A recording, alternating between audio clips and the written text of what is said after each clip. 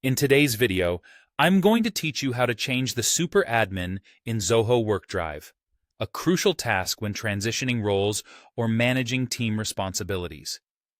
It's a straightforward process, but it's important to ensure that you follow each step accurately to make everything transition smoothly. Keep in mind that only the current super admin has the authority to transfer this role to another existing team admin, so you'll need to ensure that you are logged in as the super admin before starting. To begin, navigate to your Zoho WorkDrive interface.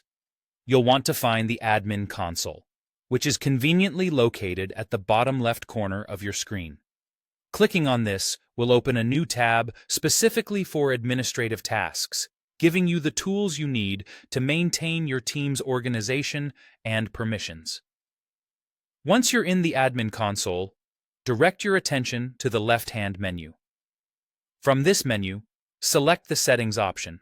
This section is where you'll find all the configuration settings for your team profile, allowing you to view and modify various administrative functions.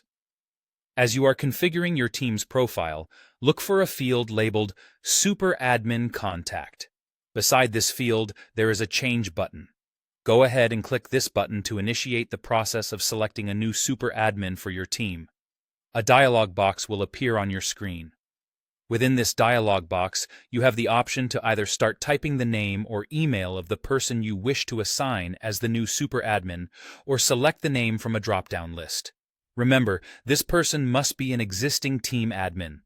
Carefully make your selection to ensure that the correct person is chosen for such an essential role.